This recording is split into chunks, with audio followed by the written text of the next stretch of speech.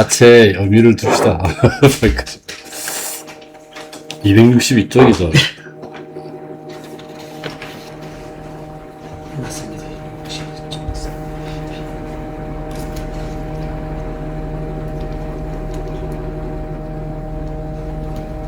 이게 뭐 기적에 대한 이야기 424.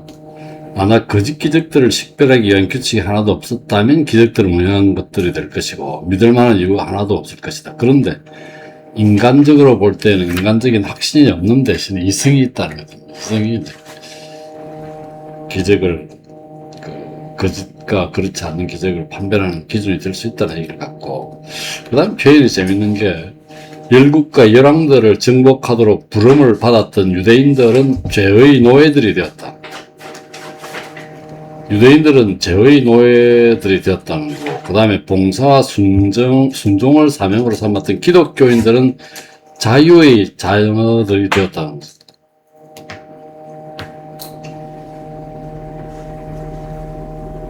무슨 말인 건 알아듣겠어요. 그렇죠.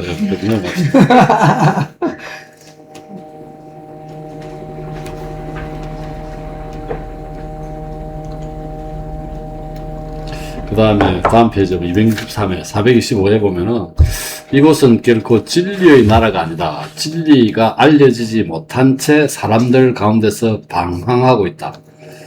하나님께서는 이 진리를 베일로 덮어 놓으심으로써 자기의 음성을 듣지 못하는 사람들이 진리를 모르는 상태에 있도록 내버려 두셨다. 이곳은 공공연한 신성 모독의 장소가 되고 있다. 어쨌든 매우 분명한 진리들에 관해서조차도 그렇다.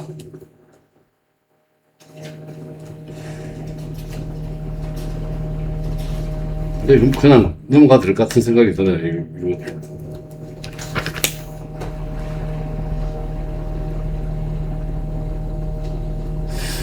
그런데 그 다음 페이지 보면은 하나님이 예수가 나멘스부터 소경을 치료했다고 돼 있고, 그 다음에 보면은 교리에 의해서 기적들을 판단할 필요가 있다고 이야기하던 바리새인들의 눈을 어둡게 만드셨다. 기적을 판단하는 것은 교리에 의해서 판단하는 건 아닌가 보다.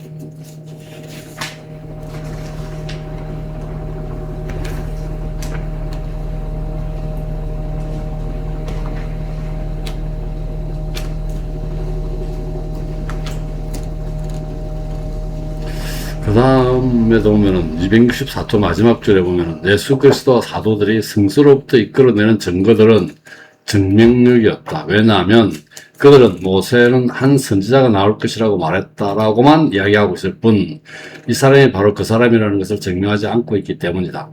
모든 문제는 바로 여기에 있었다. 따라서 이 구절들은 사람들이 승수에 반대하지 않는다는 것과 그 승수에 전혀 해모감을 나타내지 않고 있다는 것을 보여주는 데 도움이 될 뿐이지 그 사람이 승수에 장성하고 있다는 것을 보여주는 데는 도움이 되지 않는다.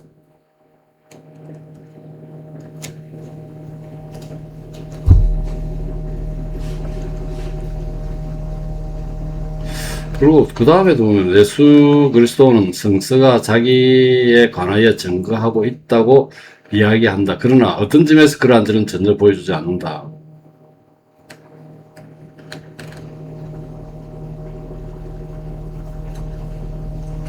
그 다음 글에도 보면은 예수 그리스도가 살아있을 동안에는 사람들은 예언들을 가지고 써도 그를 증명할 수가 없었다. 그러므로 만약에 기적들이 교리가 접시는 충분하지 못하다면 사람들은 그가 죽기 전에 그를 전혀 믿지 않았다 하더라도 결코 죄가 되지 않았어야만 될 것 같다. 그런데 그리스도 자신이 그것을 이야기했기 때문에 그가 아직 살아있는 동안에 그를 믿지 않았던 사람들은 죄인들이 되었고 변명할 수가 없게 되었다. 그러므로 그들이 거부하던 증명을 자기 것으로 삼아서 했었다. 그들에게는 성경뿐만 아니라 기적들도 또한 있었다. 따라서 기적들이 교리와 상반되지 않을 경우에는 이것들은 충분한 것들이다. 기적이 교리와 상반되지 않을 때는 충분하다. 그래서 사람들은 그것을 믿어야만 한다.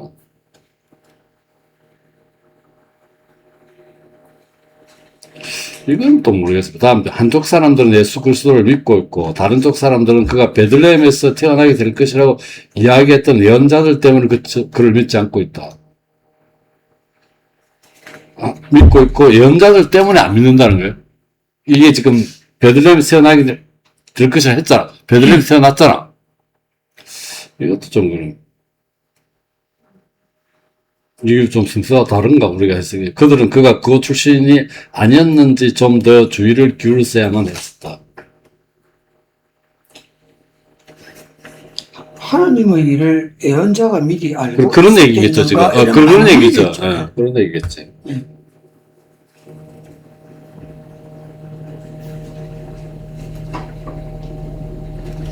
아, 427에 보면은 우리의 종교는 현명하면서 동시에 어리석다. 현명한 까닭은 기적과 예언 등에 있어서 가장 많이 알고 있고 가장 기초가 잘 되어 있기 때문이다.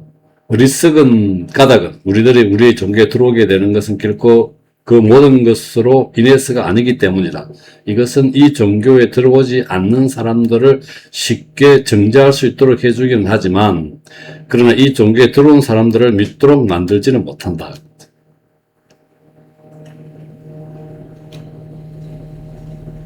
그들을 믿게 만드는 것이 바로 십자가이다. 이 말은 무슨 말인지 모르겠습니다.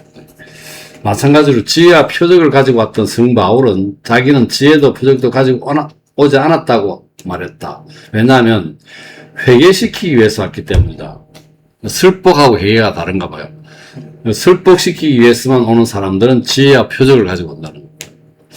지극히 이 사람이 그 개인적인 신앙적인 그런 그 이야기하는 것 같아요. 예수 그리스도를 결코 이해하지 않은 것과 그를 위하는 채 하는 것 사이에는 많은 차이점이 있다. 후자는 기적을 일으킬 수가 있고 전자는 그럴 수 없다. 왜냐하면 전자에 있어서 그들이 진리에 반대하는 것은 분명하지만 후자에 있어서는 분명치 않기 때문이다. 이와 같이 기적은 보다 더 분명한 것이다.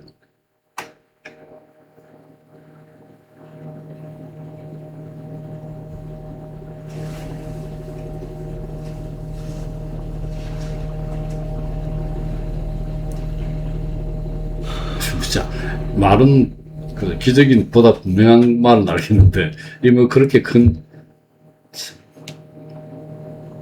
기적을 필요로 하지 않고서도 증명할 수 있는 유일신 하나님을 사랑해야만 한다는 것은 물론 분명한 사실이다. 하나님 사랑하는 데는 이 사람 입장에 종교인 입장에서는 기적이 필요하지 않겠지. 그리고 예수가 자기가 그런 얘기를 하면서 계속 기적을 일으켜서 사람들을 믿게 만들었잖아. 그건 예수의 얘기인 것고, 이건 또 이 하나님의 얘기. 하나님과 인간 사이에는 상호적인 의무가 존재한다. 그래서 다음 페이지 보면은, 하나님께서는 자기의 약속 등을 이행하셔야 하는 의무가 있고, 인간들은 하나님께서 자기들에게 보내주신 종교를 받아들여야 할 의무가 있다. 하나님께서는 인간들을 결코 오류 속으로 끌어들이지 말아야 할 의무가 있다는 것입니다.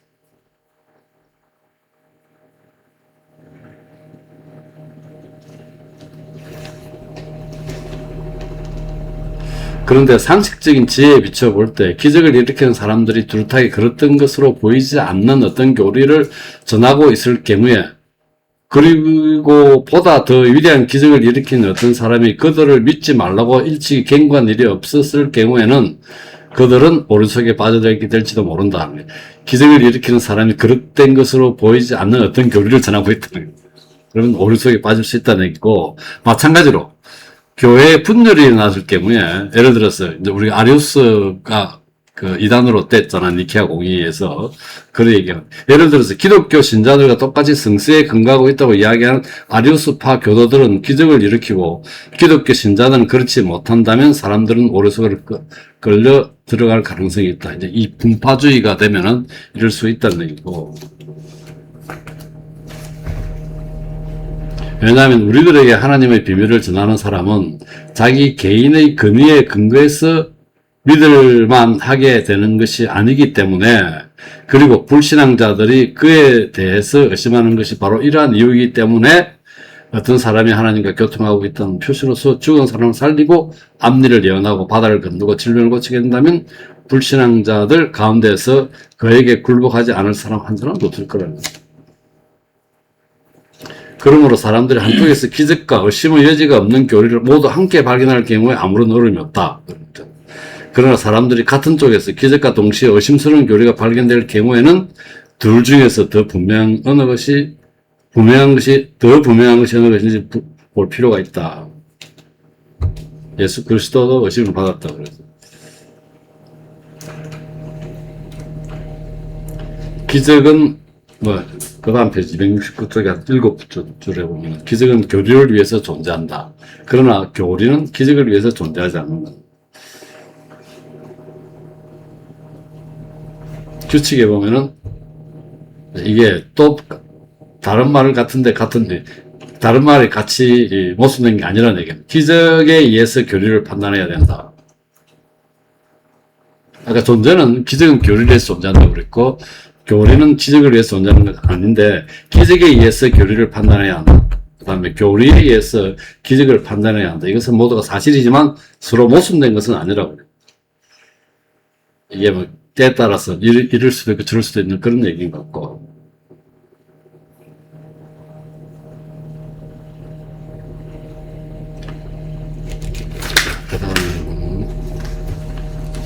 다음 페이지 보면 하나님의 의무는 아까 268쪽인가요?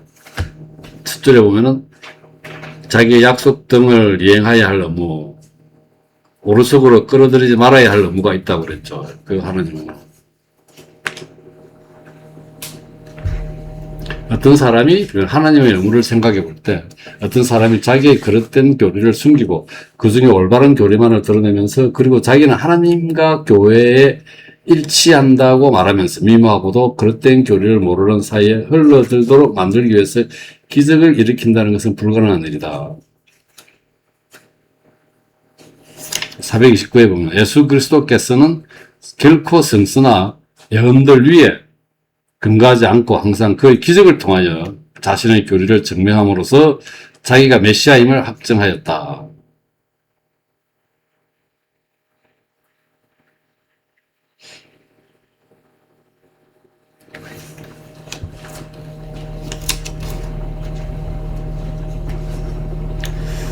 그러나 그 다음 절에 보면 그는 자기가 기적을 통하여 죄를 용서한다는 것을 증명한다. 예수죠, 자기는. 그리고 결코 너희의 기적을 보고 기뻐하지 말고 너희의 이름이 하늘에 기록된 것으로 기뻐하라. 라고 예수 그리스도께서 말씀하셨다. 이건 누가복음에 있는 얘기 같은데.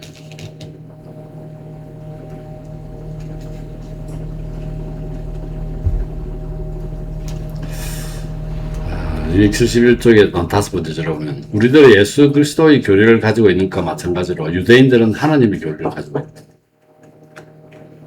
이 교리는 기적을 통하여 확인이 되었던 것인데도 모든 기적을 행하는 자들을 믿는 것은 금지되어 있었다.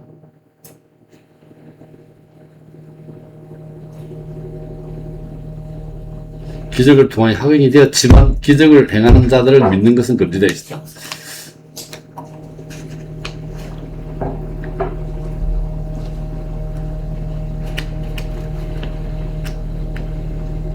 그래서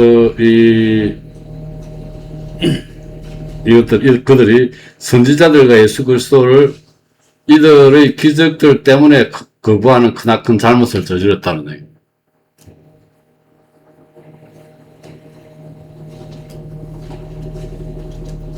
어쨌든 그러므로 모든 신앙은 기적 위에 근거한다.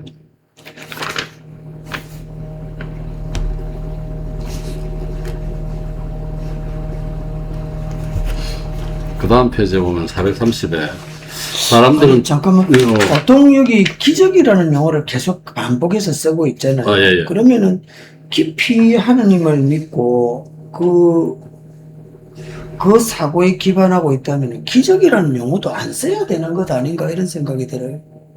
하나님만 믿는다면 기적이 필요 없겠지. 그러니까 근데 기적이라는 용어를 굳이 쓸 필요가 없는 게 종교 네. 교리가 더 성립하려면 마귀나 이런 거 빼고 마술 빼고 뭔가 신뢰를 줘야 될 거 아니야. 기적이라는 그게 이제 필요하겠지. 기적이라는 자체는 진짜로 말 그대로 이 특별한 경우에 딱 발생하는 건데 계속 보고 있으면서 왜 이런 용어를 반복해서 쓸까? 아주 숭고한 진리로 보면 그걸 기적이라 안 하고 그냥 무조건 받아들여야 지금 자체적으로 발생 안 하겠죠, 신앙이. 예. 그렇게 예수가 왔을 때 내가 하나님 아들이다. 뭐, 그렇게 모르니까, 하려면은, 하나님이 갖고 있는 그런 권능과 능력을 보여줘야 될 거 아니에요. 그게 이제 그런 게 기적이겠지. 그러면은, 신앙은 기적에 기반하지 않을까. 기적은 맞는데 이 기적이라는 용어를 제가 이야기 과학적으로 설명이 안 되니까. 인간이 뭐라 이렇게 느끼시니까 확인하시면 어떤 네. 수단, 네. 표현해야 하는 방법이 아닐까. 그러니까 하느님의 어떤 능력을 우리가 확인할 수 있는 인간으로서 확인하시면 아니 저는 그거는 알고 있는데 어, 순수한 하나님의 세계에서 기반하고 있다면 이 글 쓰는 사람이 이 기적이라는 용어도 안 써도 되지 않을까 이런 제기를 계속 보면서 근데 기적이 이제 네. 일반적인 거하고 이제 하느님의 기적하고 이제 구분을 해야 된다. 이런 의미에서 음. 쓴 걸 아닐까요? 그러니까 뭐 일반인은 기적이 없지. 얘는 있으면 가짜 기적이고. 아니, 근데 여기서 이제 모든 기적이 다 이제 그런 건 아니다라는 거는 이제 하느님의 어떤 뜻이나 뭐 기적 그게 어디서 발생한 것만 순수하게 그렇게 봐라 이 얘기 아닌가요? 그러니까 이 방금 우리 쭉 읽은 게 전부 다 기적이 없이는 이걸 받아들일 수도 없고 기적이 있기 때문에 무조건 그렇죠. 하느님의 그러니까 능력 이제 권능을 믿어야 된다. 네, 그렇죠. 그게 기반해서 교리도 있고 교리도 이 기적에 의해서 이루어지는 거다. 이렇게 딱 단언하고 있거든요. 그래서 이런 게 없으면 종교가 승리 안 될 것 같아. 그렇죠. 좀 우리도 불교 쪽에서도 그런 게 좀 있거든요. 어느 날 뭐 어떻게 했는데 신비하게 뭐 나았다. 그래서 그 사람을 추종하고 믿는 이런 게 있죠. 그렇죠. 여기서는 일반 우리가 생각할 때는 무속과 일반 그런 거와 이제 네. 어떤 종교 이제 진정한 종교의 어떤 그런 거 구분을 하라는 의미로 계속 강조합니다. 그러니까 뭐 그런 불교는 신앙이라기보다는 실천적 종교 같고 철학이니까 이거는 위에서 내려 신앙 신앙 무조건 믿으라 이거니까 어쨌든 그렇잖아요. 네, 한편으로는 이해는 하죠. 네, 그러니까 이제 왜 일반적인 다 그러면 사람들이 그렇게 따질 거 아니에요. 여기서 이렇게 기적이라 뭐가 다르냐, 아니면 이렇게 기적 이런 사람도 믿을 수 있지 않느냐, 이렇게 그러니까 거꾸로 그죠? 부처도 이런 기적을 이렇게 제가 기억은 못하는데 불경에 보면 안경 이런 데 보면 이런 신비를 이렇게 그뭐좀 병을 낫게 해주고 네, 뭐 병을 맞 낫게, 있잖아요, 뭐 약간 근데 뭐 저 기독교처럼 그렇게 많지 않잖아. 네. 그런 기독교는 뭐 그렇죠. 군데군데 다 있잖아. 오뱅이라든지 뭐 소경 고쳤다든지 안전뱅이 고친 얘기. 고친 거하고 부활하고는 좀 다르겠죠. 그러니까 이게 죽어가지고 없어졌는데 딱 다시 태어나서 하나님의 뜻을 보여줬다. 근데 그것도 안 믿으려고 하면 그 종교가 종교학으로 바뀌면서 방금 이제 기적을 이야기하는 거잖아요.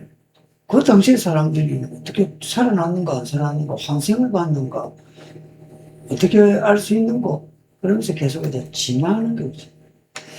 그리 보면은 근데 부정적이고 제가 지금 드리고자 하는 말씀은 몰라서가 아니고 그렇죠. 기적이라는 용어를 꼭 써야 되는가 안 써도 충분히 기적임을 알고 있는데 이렇게 이야기하는 근데 이제 안 쓰고 아니 아니 안 쓰고 뭐 기적이 무슨 기적을 알고 있어. 말로 표현하기가 저 하나님이 있다는 걸 알고 있다고. 네. 하나님 뭐 다른 뜻으로 뭐 하느님의 뜻이다 뭐 이렇게 기적이라는 용어가 그래 참 좀 묘한 것 같아서 그냥 한번 엇발질해 그렇죠. 보면 약간 이제 초자연적인 네. 현상 뭐 이런 거라.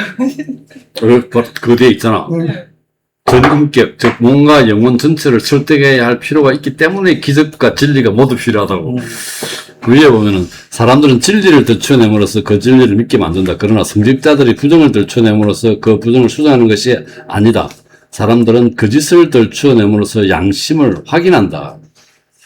그러나 부정을 들춰냄으로써 돈지갑을 확인하는 것은 아니다. 이 비유가 좀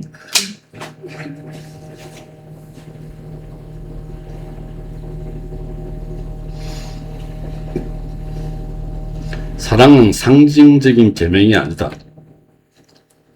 예수 그리스도께서는 상징을 제거하고 진리를 정착시키기 위해 오셨는데 그가 이전에 있었던 현실을 제거하고 사랑의 상징을 정착시키기 위해 오셨을 뿐이라고 말한다면 무서운 일이다. 참 이 사람은 이 그 이해를 하려면 이 사람만큼의 신앙심이 있어야 네. 이해가 좀 되겠다는 생각이에요. 빛이 어두움이라면 어두움은 무엇일까? 뭐 좀 이상한 같은데 철학적인 표현 같은데요. 그다음 시험하는 것과 오리로 이끄는 것 사이에는 많은 차이점이 있다. 하나님께서 시험을 하시지만 오리로 이끌지는 않는다. 자, 시험한다는 것은 사람들이 하나님을 사랑하지 않을 때 전혀 필요성을 느끼지 않는데도 불구하고 어떤 일을 할 기회를 제공하는 것을 의미하고, 오리로 이끈다는 것은 인간으로 하여금 그 짓을 결정한 후에 그것을 따를 수밖에 없는 필요성을 느끼도록 하는 거죠. 시험에 든다는 필요성이 없는데 하는 거고, 기회를 제공하는 것이고, 오류는 그 짓을 결정한 후에 따를 수밖에 없는 필요성을 느끼도록 하는 거예요.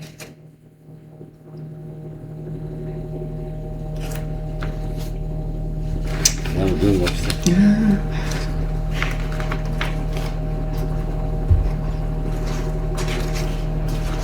이런 표현들.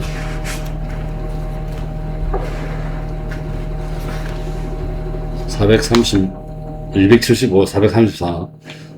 너희가 나를 믿지 아니할지라도 최소한 기적을 믿어라. 그런 아주 강한 자에게 보내는 것처럼 그들을 보낸다. 유대인들 뿐만 아니라 기독교인들 역시 그들이 여전히 선지자들을 믿지 않고 있다는 말을 듣게 되었다. 그렇지만 바리새인들과 서기관들은 그의 기적들을 매우 중요시하였다. 그래서 만약에 이 기적들이 하나님으로부터 나온 것임을 인정할 경우에는 설득이 되어야만 하는 필요성이 있었기 때문에 그들은 이것들이 거짓 기적들이거나 아니면 마귀가 일으킨 기적들이라는 것을 증명하려 노력했다. 예수를 부정하기 위해서.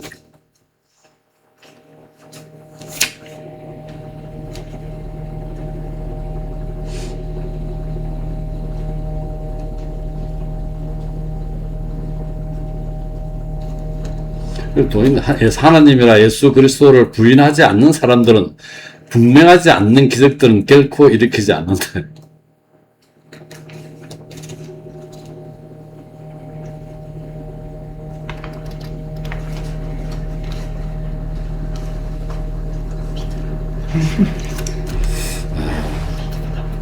그 다음에 기적들 얘기 계속 나오고 있습니다.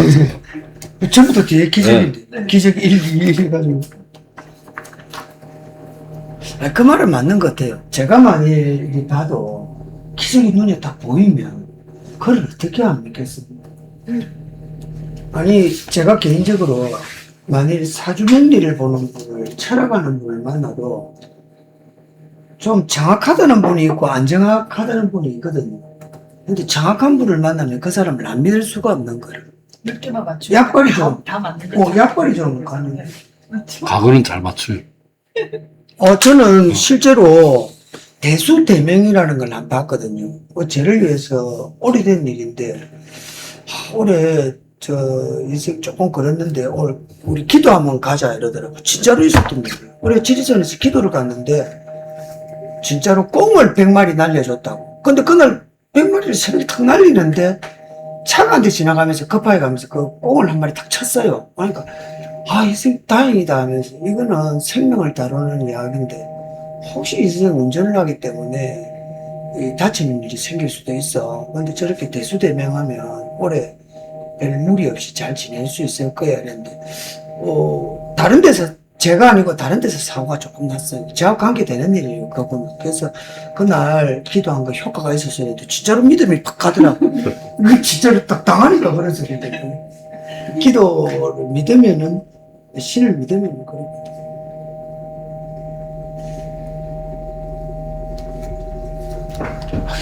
자, 공부를 277의 중간에 보면은 요한복음 9장 어느 것이 더 확실한가? 이 집은 하나님의 집이다. 왜냐하면 그가 여기에서 기이한 기적들을 일으키기 때문이다. 다른 사람들의 말, 이 집은 결코 하나님의 집이 아니다. 왜냐하면 이곳 사람들은 5개의 맹자들이 장세의 책 속에 있다는 것을 믿지 않기 때문이다. 이곳 사람들이 교황청 사람들인 것 같아. 교황청에서 이걸 이단으로 간주했죠. 그 장세니즘이랍니까? 발음이 이제 우리 얀센주의, 장세니즘.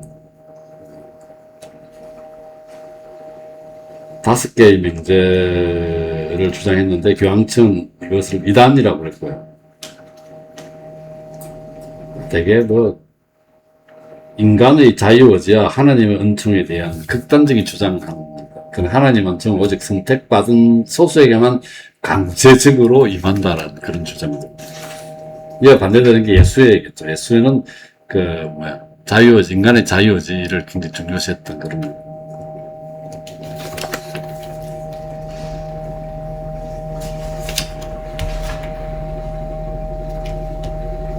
그 다음에 279쪽에 보면은, 교회는 세 종류의 직들이 있다.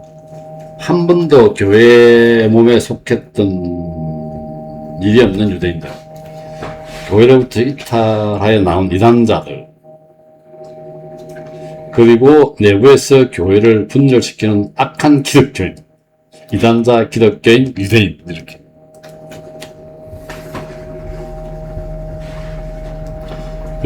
그러나 이곳에서는 이들은 똑같은 방식으로 교회를 공격한다. 그들은 모두가 기적을 가지지 못하였고, 교회는 그들에게 대항하여 항상 기적들을 가졌기 때문에, 여기도 기적이에요. 그래서 기적에 의해서 교리를 판단해서는 안 되고, 교리에 의해서 기적을 판단해야 한다는 규칙을 이용하였다. 기적을 피하는데 한결같이 관심을 쏟았기 때문에 이렇게 표현했다는 거예요. 예수 그리스도의 말씀을 듣고 있던 사람들 사이에는 두 개의 분파가 있어서 어떤 사람들은 그의 기적들 때문에 그의 교리를 주장하고 있었고 다른 사람들은 라고 이야기했었다. 칼뱅의 시대에도 두 종류의 분파들이 있었다. 지금은 제주이트들이 있다. 이게 뭐예요? 제주이트는 아마 예수교 분파겠죠. 얀센주의자와 이런 사람들 두 개의 분파.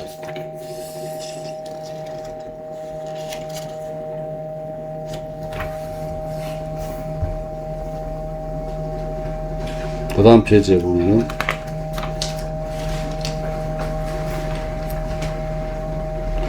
이 5번째 줄에 보면 만약에 그들이 예수 그리스도의 은총이 우리들을 구별하신다고 말한다면 그들은 이단자이다. 이게 무슨 말이에요? 이게 지금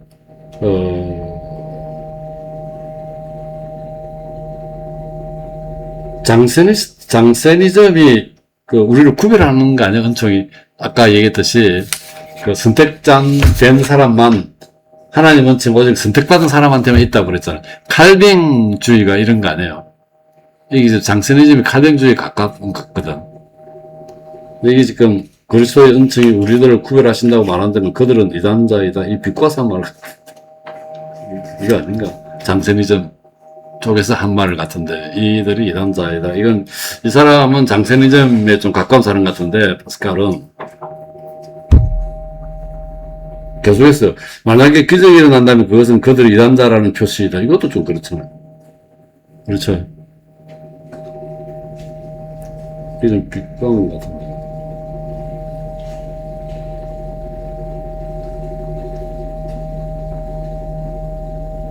이게 좀 그런 것 같은데 비꼰 말 같은. 그러나 이런 말이 있다. 교회를 믿으시오. 그러나 이런 말은 없다. 기적을 믿으시오.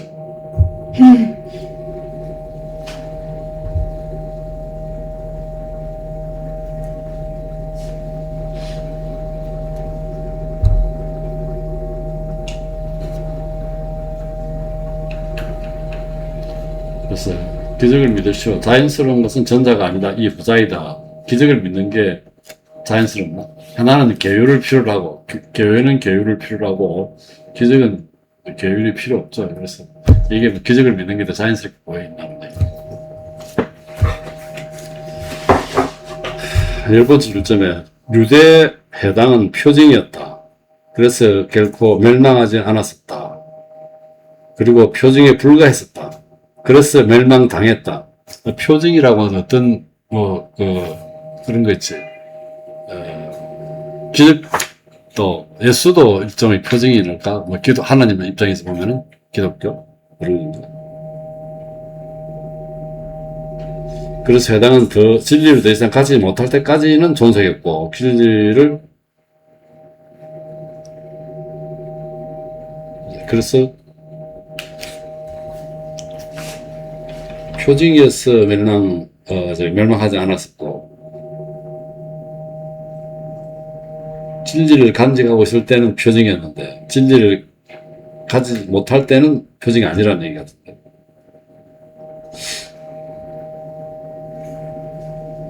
또 있다. 이 기적은 당신이 생각하고 있는 것보다 더 중요하다는 표현이 있고.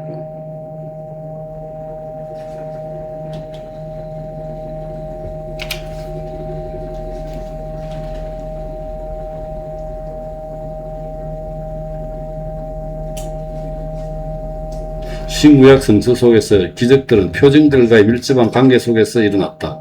이 표징들은 구원을 위한 것이었거나 아니면 피조물에게 복종해야만 한다는 것을 보여주는 경우를 제하고는 무용한 것들이었다. 참 어렵다. 다음 페이지 보면 439에 보면은 두 가지 기초들, 내면적인 것과 외면적인 것, 은총, 기적. 은총도 기적도 두 가지 모두 초자연적인 것들이 은총도 그렇고 기적도 그렇고.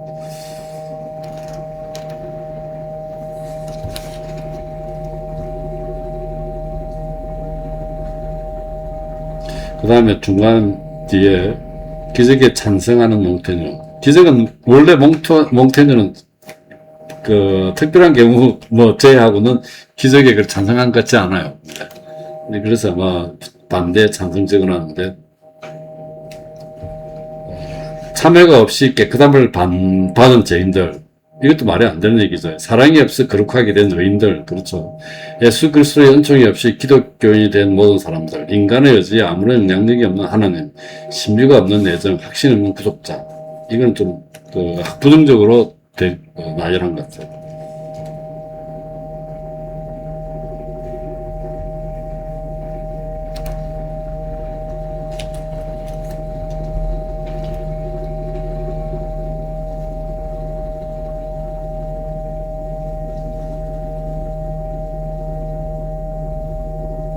그 다음에 마지막 줄에 보면 280에 진리의 책임자인 교양에 대해서 편견을 가지게 됨으로써 진리가 더 이상 자유롭게 나타나지 못할 때, 그때는 사람들이 더 이상 진리에 관해서 이야기하지 않게 되어 진리 자체가 사람들에게 말하지 않으면 안 되었다.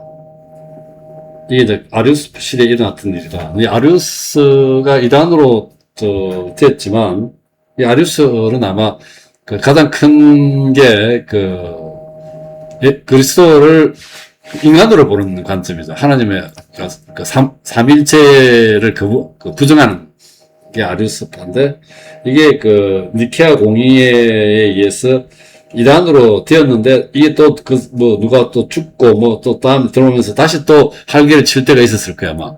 그때 아마 이 시대 이야기한 것 같아. 이때는 교황도 그쪽에 속해가지고 그쪽 파 영향을 받아가지고 다른 말을 하니까 진리 자체가 말하지 않으면 안 된다, 그런 표현 같은데.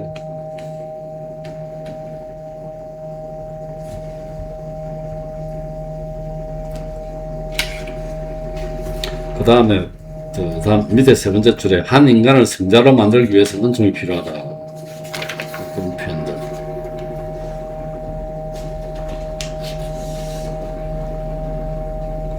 그 다음 284에 보면은 한 6번째 줄인가요?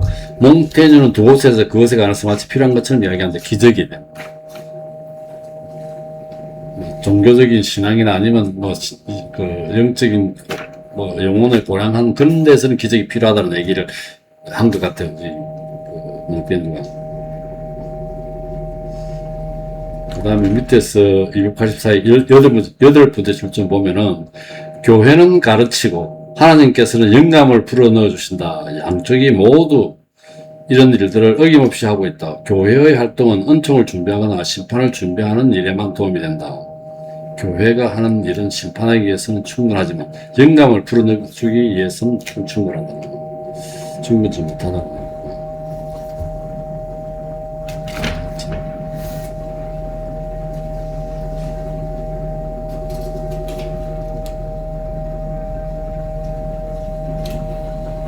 이건 또 무슨 말인지 모르겠어요.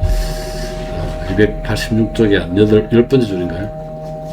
286. 교회가 존속해 왔던 것은 진리가 아무런 반대 없이 존재할 수 있었기 때문에 그렇지 않고 진리가 반박을 받게 되었을 때는 교향이 있었다. 그렇지 않으면 교회가 있었다. 어쨌든 진리를 위해서 교황이나 교회가 뭐 우리됐다는 얘기가 또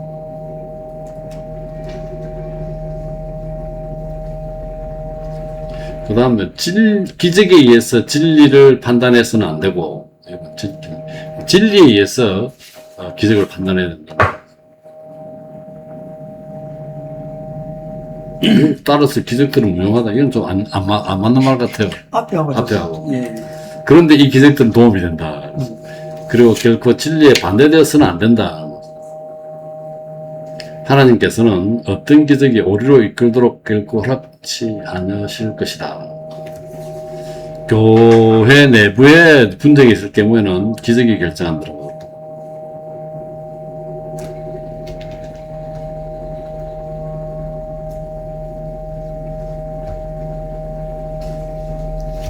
그 다음 분파주의 얘기가 나왔습니다. 287쪽에 딱 중간에 분파주의는 명백하면 기적도 명백하다. 그러나 기적이 진리의 표시가 되는 것 이상으로 분명하게 분파주의는 오류의 표시가 된다.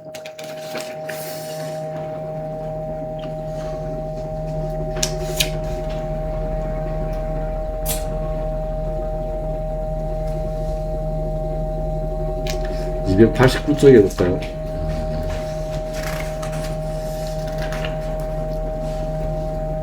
부활할 수 없다고 이야기할 만한 무슨 이유가 있을까? 어느 것이 더 어려울까? 태어나는 것일까? 아니면 부활하는 것일까? 부활하는 거 있는 게 다시 생기는 거고요. 있었던 것이. 태어나는 것은 없는 게 생기나잖아. 그럼 예수의 부활을 더 어렵게 보면 안 된다는 얘기지. 어려운 게 아니라는 거죠. 새로운 게 생겨나는 것보다는. 새로이 존재하게 되는 것이 다시 존재하게 되는 것보다는 더 어렵지 않을까? 이 논리가 재밌는 논리가.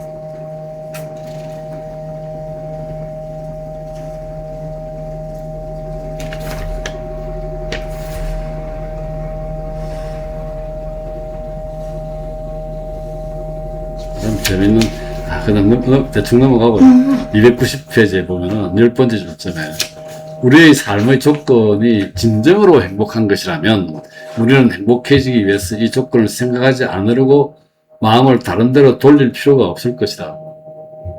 옛날에 앞에서도 나왔었죠. 뭐, 왕이 막 그 복잡한 가다가 지금 당장 공놀이 하는 이런 것 때문에 그 자기 슬픔과 기쁨을 잊어버릴 수 있다고 그랬죠. 슬픔을 잊어버릴 수 있다고 그랬는데. 사람들의 모든 직업들은 행복을 소유하는 데 있다. 그런데 그들은 이 행복을 정당하게 소유할 만한 자격도 확실하게 소유할 만한 힘도 가지고 있지 못하다. 학식이나 쾌락에 대해서도 마찬가지이다. 우리들은 진리도 선도 소유하고 있지 않다.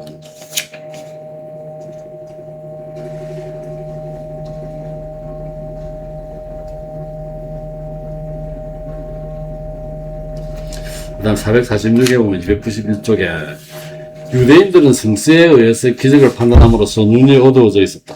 하나님께서는 참된 예배자들을 한 번도 버리신 적이 없었다. 나는 어떤 다른 존재보다도 예수 그리스도를 따르는 것을 더 좋아한다. 유대인들하고는 다르다는 얘기가 없다. 유대인은 성수고 자기는 예수 그리스도를 따른다. 그에게는 기적과 예언, 교리, 영속성 등이 있기 때문이다.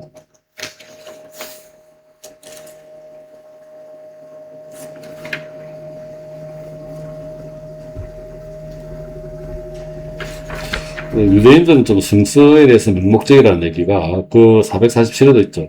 유대인들은 이렇게 얘기했었다. 성서에 의하면 사람들이 그리스도가 어디로부터 올지 알지 못한다.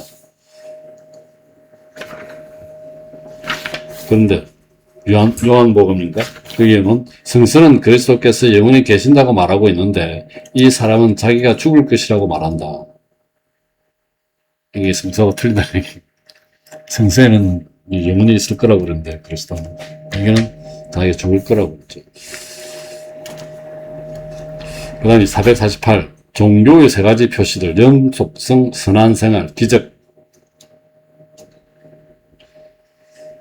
이 세 가지 표시. 그들은 개연성에 의해서 영속성을, 그들이라 하면 아까 밑에 예수교의 제주이트들, 예수교의 반분파인 제주이트들, 그리고 그들은 윤리에 의해서 선한생활을 파괴한다.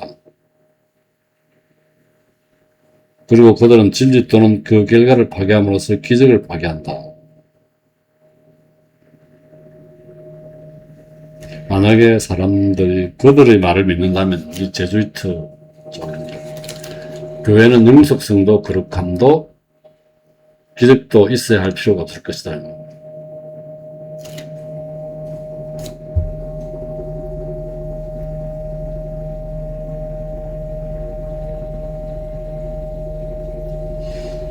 이단자들도 이것들을 부정한다. 아까 영속성, 선한생활, 기적 이유겠죠. 또한 그 결과를 부정한다. 그렇지만 이것들을 부정하기 위해서는 진실성이 전혀 결여되어 있어야만 할 것이다. 또한 결과를 부정하기 위해서는 분별력이 있어야만 될 것이다. 그러니까 이걸 부정할 수 없다는 얘기겠죠. 그 다음에 종교는 모든 종류의 사상과 균형을 이룬다. 첫 번째 사람들은 설립에만 집착한다. 그런데 종교는 그의 설립만으로도 그의 진리를 증명하기에 불충분할 정도이다. 또 다른 사람들은 사도들에게까지 관심을 뻗친다. 가장 학식이 있는 사람들은 세상이 시작되는 순간까지 거슬러 간다. 천사들은 진리를 훨씬 더 잘 보고 더 멀리 본다.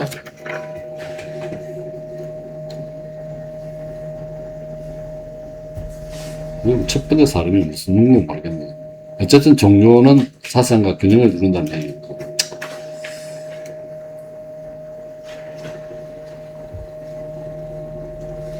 그 다음에 293쪽에 한 15번 줄점에 장세니스트들은 후명을 개선하는 점에 있어서 이단자들과 비슷하다. 그러나 당신들은 악행에 있어서 그들과 비슷하다. 이게 당신들은 예수의 장세니스트 반대파 같고, 장세니스트는 분명을 개선하는 데는 이단자들과 비슷하다.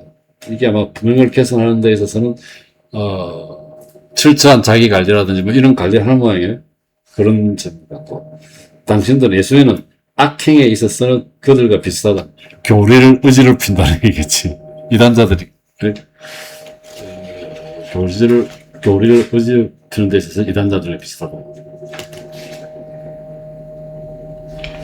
그 다음에 라틴어로 썼던 사람들이 불어로 말을 한다. 이 가톨릭 전통의 라틴어 갖고, 불어는 장세니스트들을 얘기합니다.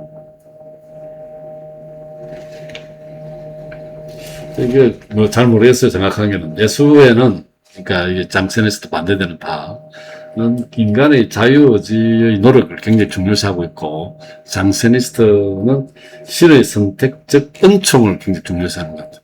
칼뱅주의하고 좀 가까운 것 같은데.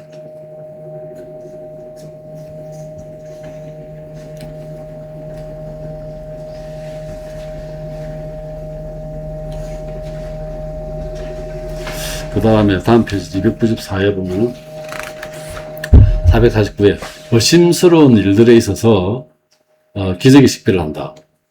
그 다음 페이지, 다음 패러그래프입니다. 그러나 이단자들에게는 기적이 무용하다. 왜냐하면 신앙을 가장 중요시하는 기적들 때문에 권위를 얻고 있는 교회가 우리들에게 이들은 참된 신앙을 가지고 있지 않다고 말하고 있기 때문이다.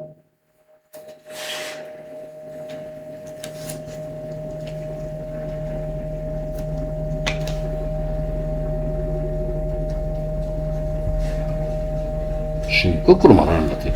기적을 중요시하는 신앙들 때문에 근대를 얻고 있는 기회 같은데. 어쨌든. 교회의 최초의 기적들을 볼 때 이들의 기적 속에 신앙이 빠져 있음을 알 수 있다. 아마 교회의, 이단자의 교회겠죠. 이렇게 해서 기적에 반대되는 기적이 있게 된다. 그런데 최초의 보다 큰 기적들은 교회의 편에 있다.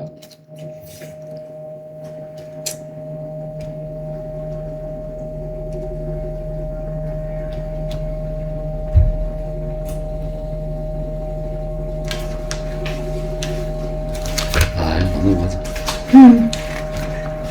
선생님.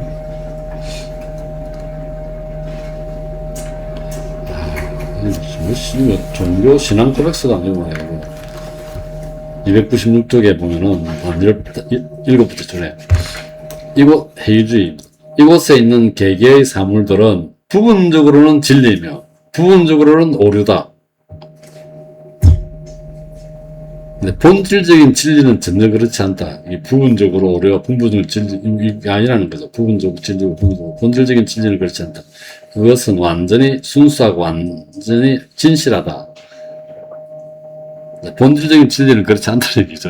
그러나 개개의 사물들은 부분적으로는 진리고 부분적으로 오류라고.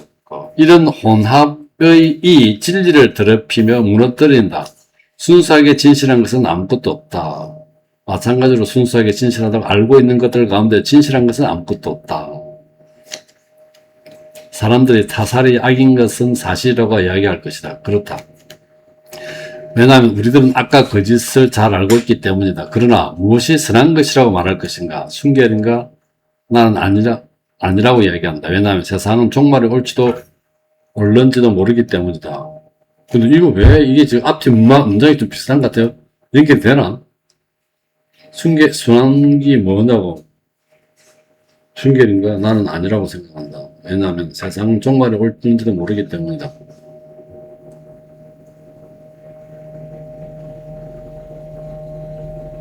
결혼인가? 아니다. 정조가 더 가치가 있다. 결코 죽이지 않는 것일까? 아니다. 왜냐하면 무질서는 무서운 것이 될 것이다. 그래서 악인들이 모든 착한 사람들을 죽이게 될 것이다. 죽이는 것일까? 아니다. 왜냐하면 그것들은 자연을 파괴한다. 우리들은 진리도 선도 부분적으로 밖에 소유하고 있지 못하다. 게다가 악과 거짓이 혼합된 것들 밖에 소유하고 있지 못하다.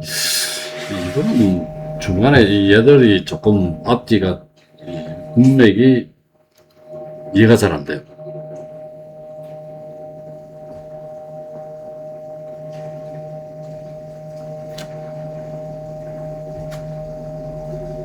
이 사람은 해이주의하고는 별로 반대라고 그랬죠. 몽테뉴가 해이주의적 시각을 많이 갖고 있다고 그랬는데, 그 사람, 몽테뉴의 그 얘기들을 많이 하면서 동의하지 못하는 부분은 몽테뉴의 해이주의적 시각은 이 사람이 동의하지 못하고 있다고 그랬는데, 여기서는 이제 해이주의를 설명하면서 이런 식으로 이야기하고 있습니다. 진리도 선도 부분적으로 밖에 소유하고 있지 못하다. 게다가 악과 거짓이 혼합된 것밖에 소유하고 있지 못하다. 이래서 뭐야? 해이주의 약한 옹은 아니지만 해이주의를 설명하고 있는 거예요.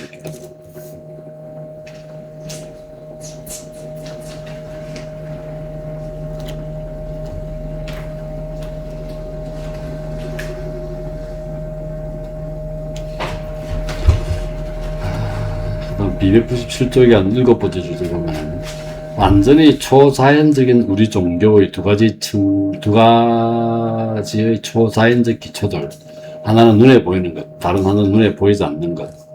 은총이 함께하는 기적, 은총이 없는 기적.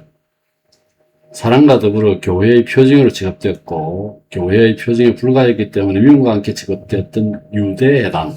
이것도 표징이었죠. 유대회당. 거의 쓰러질 지경이 되었다가 하나님과 함께 하게 되었을 때 다시 재건이 되었다. 이렇게 해서 표징이 되었다. 어떤 상징이, 어떤 종교나 신앙의 상징이었던 얘기고, 기적은 하나님께서 육체 위에 미치는 능력을 통해서 그가 마음 위에도 능력을 가지고 있음을 증명해 준다.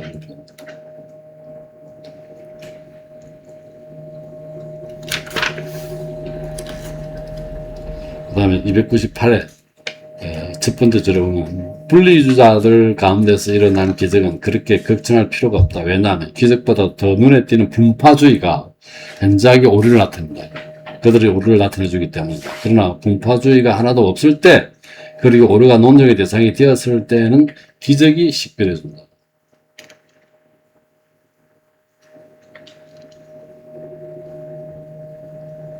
그 다음에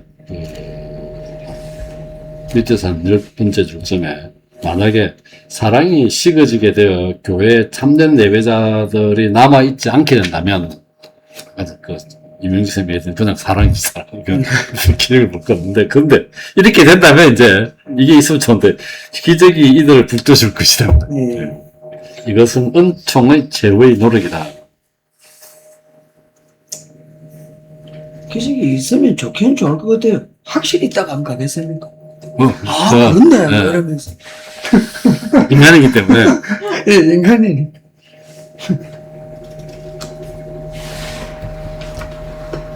그 다음 229쪽에 딱 중간. 마치 두 개의 지옥이 있기라도 하는 것 같다. 하나는 사랑을 거스르는 죄악을 위한 지옥. 다른 하나는 정의를 거스르는 죄악을 위한 지옥입니다.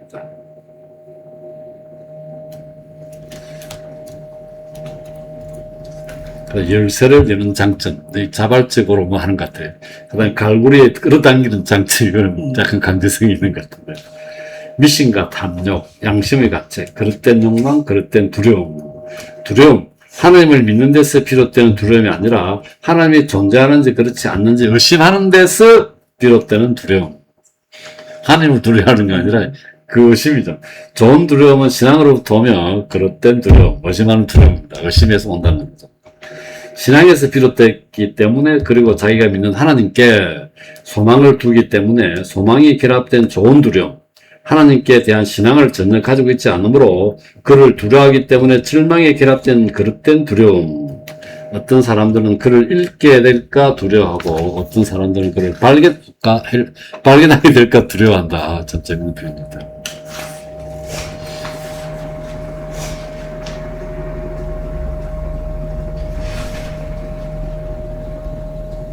사람들이 그 새로운 패러그래프, 예수 그리스도는 만민을 위해서 죽지 않으셨다고 이야기할 경우 당신은 이 예외적인 경우를 즉시 적용하는 사람들의 잘못을 악용한다. 그것은 그런 잘못으로부터 그들을 돌이키도록 만들므로써 희망을 건장하는 대신에 오히려 절망을 건장하는 것이다.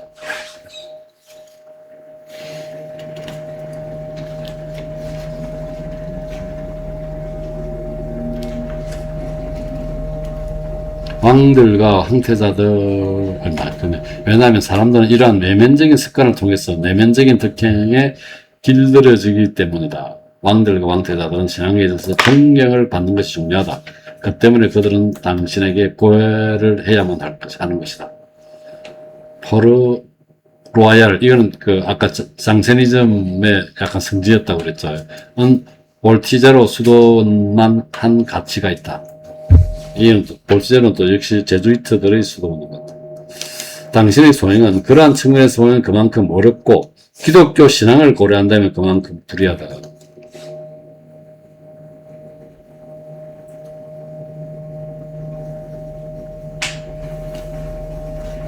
앞에서 그 뭐 만민을 위해 죽지 않도록 이야기할 그런 부류를 사람들이겠죠. 구원의 전체적인 양상은 마치 태양이 모든 사람들을 비춰주듯이 전체만을 나타낸다. 그러나 마치 이방인들이 죄어졌기 때문에 선택받은 유대인들처럼 죄에대한 덜덜이들은 죄에대한 자들이 있음을 나타낸다.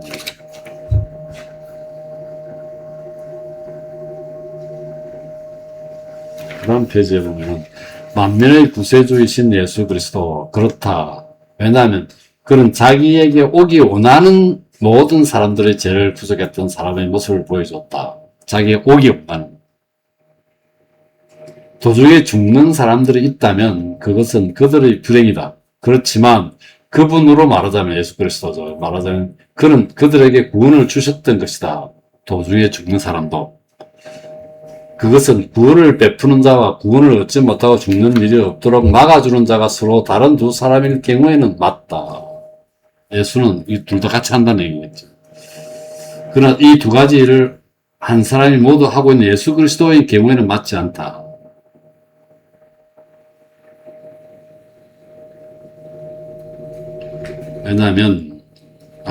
왜냐하면 구세주라는 자격만으로 본다면 예수 그리스도는 어쩌면 만민의 주인이 되지 못할 것이다. 그러니까 이 안에 구세주의 자격이 있는 이상 그는 만민의 구세주이시다.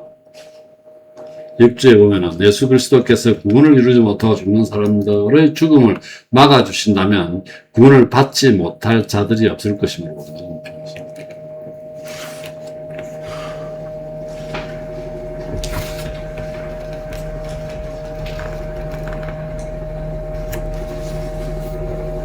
그 다음에 뭐 302페이지에 보면은 5번째죠. 6번째죠. 사람들은 확실한 것을 좋아한다. 그래서 확신을 가지기 위해서는 교양이 신앙에 있어서 가오가 없는 것을, 그리고 근엄한 박사들이 행실에 있어서 가오가 없는 것을 좋아한다.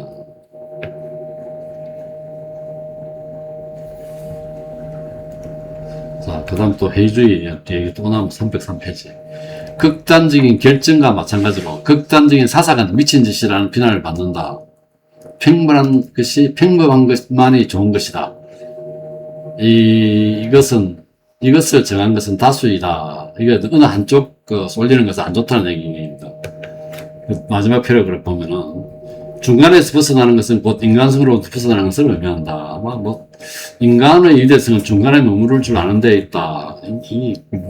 우리가 동양에서 얘기하는 그 중용이나 아리스토텔레스가 얘기했던 중용하고 비슷합니다.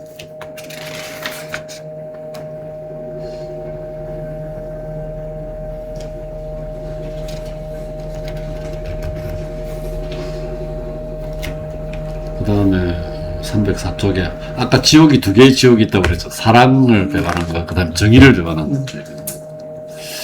나는 오랫동안 304쪽입니다. 정의가 존재한다고 믿으면서 생활해왔다.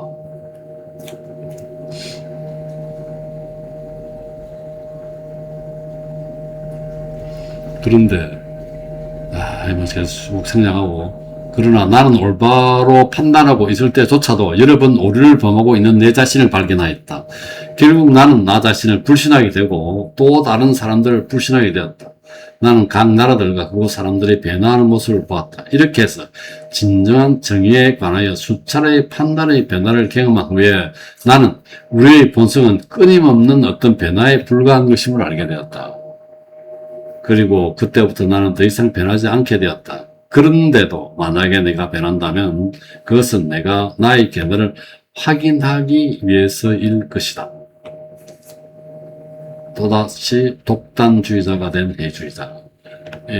왔다 갔다 하다가 또 하나를 딱 구성했던 얘기입니다.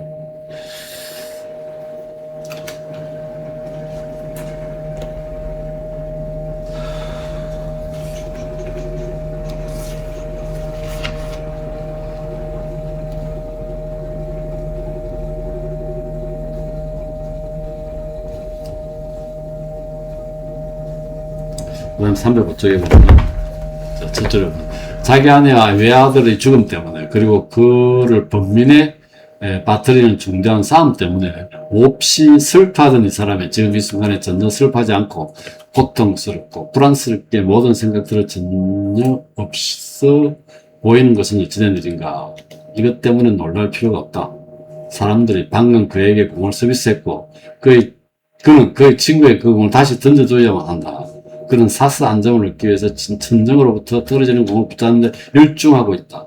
그에게 당장에 만져야 할 다른 일거리가 있는데 당신은 어떻게 그가 자기의 사건들을 생각하고 있기를 바라십니까? 이 위대한 인물이 몰두할 만한, 그리고 그의 머릿속에서 다른 모든 생각들을 지워버릴 만한 관심거리는 바로 이것이다.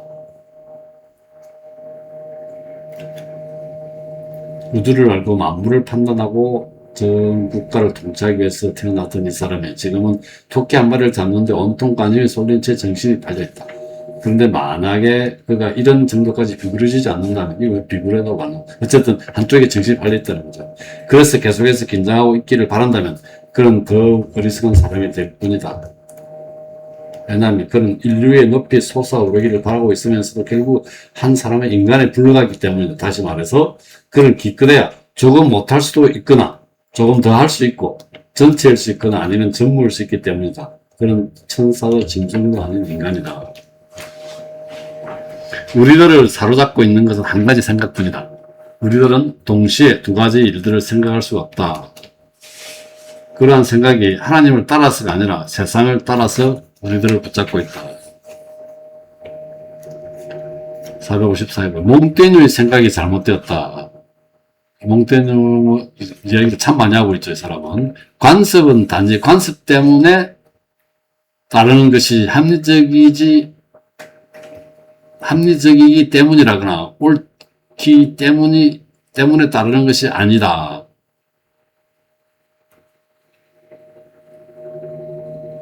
예, 멍때리 생각이 아마 간섭은 이게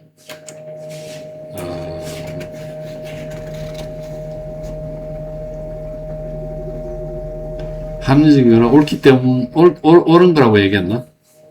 멍때리 그 기억이 잘 안 나요. 이 문장을 보면 그런 것 같죠. 그러나 민중들은 간섭이 옳다고 생각하는 단 한 가지 이유 때문에 그것을 따른다. 민중들은 간섭이 옳다고 생각하는 한 가지 이유 때문에. 그렇지 않다면 민중들은 비록 그것이 간섭이라 할지라도 더 이상 따르지 않을 것이다. 왜냐하면 사람들은 이성이나 정의에만 복종하고 싶어 하기 때문이다. 이것들이 없는 간섭은 압제로 간주될 것이다. 이성과 정의가 없는 간섭은 압제. 그러나 이성과 정의의 이력은 즐거움의 이력에 비해서 덜 압제적이다. 야, 이게 참 재밌지. 즐거움이 더 압제적인가 봐요. 더 강한가 봐요. 이것들은 인간에게 있어서 자연스러운 원리이다. 그러므로 사람들은 법은 법이기 때문에, 그리고 간섭은 간섭이기 때문에 따르는 것이 좋을 것이다.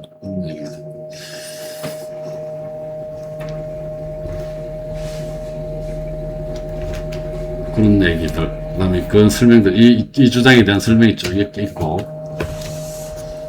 이렇게 해서 다음 페이지에 민중들은 법과 간섭을 따른다. 그러나 사람들이 그들에게 이것들이 아무런 가치가 없는 것임을 보여주자마자 반란을 일으키기 쉽다. 아까 이 사람들은 그러니까 옳다고 생각하기 때문에 따른다고 그랬잖아요. 만약에 이것이 가치가 없는 것들임을 보여주자마자 반란을 일으키기 쉽다. 이러한 사실은 그것들을 어느 한쪽 측면만 보고서도 곧 모든 측면을 보여줄 수가 있는 것이다. 악은 저지르기 쉽기 때문에 무한히 많은 악이 존재하지만 선은 그 유일한 것이다.